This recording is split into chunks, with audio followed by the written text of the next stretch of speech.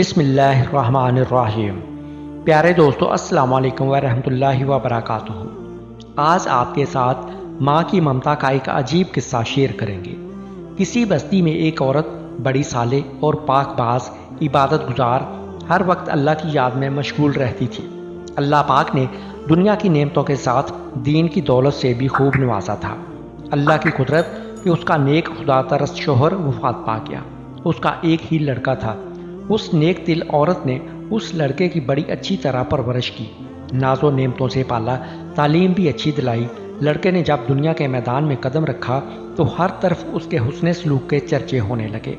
شریف لوگ اس کو عزت کی نگاہ سے دیکھتے، بیوہ عورتیں اس کو دعائیں دیتی، یتیم بچے اس کے قدموں میں آنکھیں بچھاتے۔ یہ سب اس وجہ سے کہ وہ ہر ایک سے حسب مراتب پیش آتا، وہ غریبوں سے ہمدردی کرتا، خیرات صدقات دیتا۔ غرض اس کی بستی میں کوئی ایسا فرد نہ تھا جو اس سے خوش نہ تھا۔ اس کی بستی والے ایسے نیک لوگ تھے کہ ہر گھر سے قرآن پاک کی تلاوت کی آواز آتی تھی، مساجد میں درس قرآن اور اللہ کے ذکر کی مجلس ہوتی تھی۔ غرض اس بستی کا ہر گھر جنت کا نمونہ تھا۔ ہر فرد دوسرے کا غم خوار، ایثار اور شرافت کا پتلا تھا۔ یہ لڑکا دیہات سے باہر شہر میں آنے جانے لگا۔ کچھ عریانی اور بے حیائی کا مظاہرہ کرنے والی عورتوں پر اس کی نظریں پڑنے لگی۔ آہستہ آہستہ اس کی دوستی نیکوں سے ہٹ کر بدوں سے بڑھنے لگی۔ پھر وہ راستہ سے بھٹک گیا۔ بدکردار دوستوں کے مشورے سے اس نے والدہ کے کھیت، دیہات کی پرسکون زندگی کو خیر بات کہہ کر شہر کی فضا میں اپنا ڈیرا ڈال دیا۔ اس کے ڈیرے میں اب ہر قسم کے اوباش دوست اس کے گرد جمع ہونے لگے۔ ان بدکردار دوستوں نے اسے راہ حق سے ہٹا دیا۔ ماں مسلح پر بیٹھی ہر وقت اس کے لیے دعائیں کرتی۔ کبھی کبھی ماں سے ملنے شہر سے گاؤں چلا جاتا۔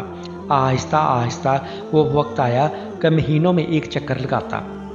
اسی اثناء میں اس کے بدکردار دوستوں کے ذریعے اس کی شناسائی ایک بدکار عورت سے ہو گئی، اور وہ اس کا اس قدر اسیر اور فریفتہ ہوا کہ اپنے باپ کی جائیداد فروخت کر کے اس پر لٹاتا رہا۔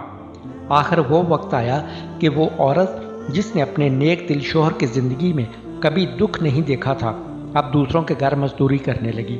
بیٹا جب گاؤں آتا تو ماں مزدوری کے پیسوں سے بیٹے کو گھی لے کر دیتی، کوئی چیز بنا دیتی اور دعاؤں کے ساتھ رخصت کرتی۔ کافی عرصہ گزر گیا، لڑکا ماں کو ملنے نہ آیا۔ ماں بیٹے کی جدائی میں اپنے ہوش و حواس کھو بیٹھی۔ جب بھی کوئی غیر اس کے دروازے کو کھٹکھٹاتا، وہ دوڑ کر دروازے پر جاتی، بے ساختہ کہتی، میرے بیٹے تم آ گئے، بیٹے تم نے اتنی دیر کیوں لگائی؟ جب معلوم ہوتا کہ گلی کے کسی بچے نے دروازہ کھٹکھٹایا تھا تو دل پر ہاتھ رکھ کر پھر مصلے پر آ بیٹھتی اور رونا شروع کر دیتی۔ روتے روتے اس نیک دل کی بینائی بھی جواب دے گئی، اور پھر جب اس لڑکے کے پاس کچھ نہ رہا تو اس عورت نے اپنے یاروں سے مشورہ کیا کہ اب اس سے جان چھڑائی جائے۔ مشورہ یہ طے ہوا کہ اس سے یہ فرمائش کی جائے کہ میری محبت جب ہی آپ سے رہے گی کہ اپنی ماں کا دل نکال کر لاؤ۔ اس طرح وہ فرمائش پوری نہیں کرے گا تو خود ہی جان چھوٹ جائے گی۔ اس بدکار عورت نے یہی فرمائش کی۔ وہ انسان جو ایک وقت میں فرشتہ تھا، آج خواہش نفس کی خاطر شیطان سے بھی بدتر ہو گیا، اور اس فرمائش کو بھی پورا کرنے پر تیار ہو گیا۔ خنجر لیا، گاؤں کی طرف چل دیا۔ عرصہ دراز کے بعد جب یہ بدنصیب دروازے پر پہنچا، آواز دی۔ ماں فرحت و خوشی سے دروازے کی طرف بڑھی، منہ سر چوما اور سینہ سے لگایا۔ اس بدبخت نے خنجر نکالا، ماں کے سینے پر مارا، ماں کا دل نکال کر چل دیا۔ آسمان پر اندھیرا چھا گیا، اللہ کا عرش ہل گیا، فرشتوں نے دہائی دی، ظلم کی انتہا ہو گئی۔ بدکاروں کا یار بدکار جب فاحشہ عورت کے مکان پر پہنچا، ماں کا دل اس کے سامنے کیا۔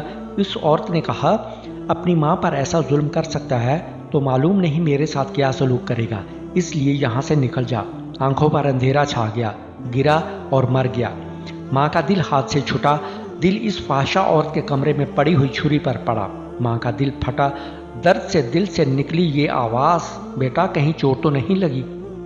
ماں کی عظمت، ماں کی شفقت، ماں کی محبت، ماں کے احسانات کو نظر انداز کر کے عورتوں کے آگے جھکنے والوں اور ماں کو حقارت کی نظر سے دیکھنے والوں، تم پر اللہ کی لعنت، تم پر فرشتوں کی لعنت، تم پر پیغمبروں کی لعنت، تم پر تمام نیک انسانوں کی لعنت۔ توبہ کر لو، نیکی کی راہ اختیار کر لو، ماں کے قدموں پر سر رکھ لو، اس وقت تک سر نہ اٹھاؤ جب تک وہ راضی نہ ہو جائے، چاہے تم کو موت تک سر رکھنا پڑے، رکھے رہو، نجات اسی میں ہے۔